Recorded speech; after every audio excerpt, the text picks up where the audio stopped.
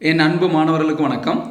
இந்த வீடியோவில் கண்ட்ரோல் இன்ஜினியரிங்கினுடைய மோஸ்ட் இம்பார்ட்டன்ட் 3 மார்க்ஸ் கொஸ்டின்ஸ் நம்ம பார்க்க போகிறோம். இப்போ தான் நம்ம சேனலுக்கு நீங்கள் புதுசாக வந்திருக்கீங்கன்னா சரவணகுமார் மேக்ஸுங்கிற சேனலை மறக்காமல் சப்ஸ்கிரைப் பண்ணி வச்சுக்கோங்க. மற்ற நண்பர்களுக்கும் ஷேர் பண்ணி விடுங்க. நம்மளால் முடிஞ்ச உதவியை நம்ம மற்றவங்களுக்கு செய்யலாம்.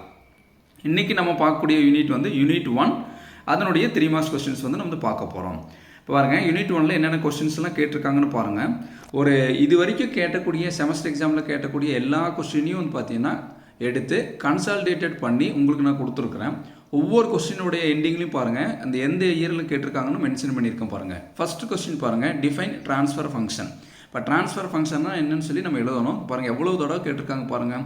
இப்போ இதில் இருக்கக்கூடிய கொஸ்டின்ஸ் எல்லாத்தையும் ரொம்ப பேசிக் கொஸ்டின் தான், ரொம்ப ஈஸியாக தான் இருக்கும் பாருங்கள். செகண்ட் கொஸ்டின் பாருங்கள், what is a control system. நம்ம கண்ட்ரோல் இன்ஜினியரிங் சப்ஜெக்ட் தான் படிக்கிறோம்.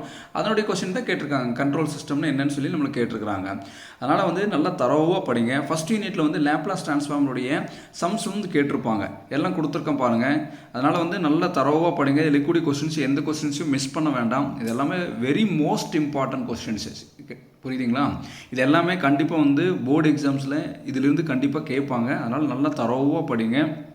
இந்த கொஸ்டின்ஸை ஸ்க்ரீன்ஷாட் எடுத்துகிட்டு நீங்கள் புக்கில் மார்க் பண்ணி நீங்கள் பாருங்கள். சம்ஸ் எல்லாம் இருந்ததுன்னா ப்ராக்டிஸ் பண்ணி பாருங்கள். சம்ஸுக்கு நம்மளுடைய வீடியோவில் நம்மளுடைய சேனலில் நம்ம ஃபார்முலா எப்படி ஈஸியாக ஞாபகம் வைக்கிறது, சம்ஸ் எல்லாம் போட்டிருப்போம். அதெல்லாம் நீங்கள் பார்த்துட்டு இந்த சம்ஸ் எல்லாம் ப்ராக்டிஸ் பண்ணி பாருங்கள்.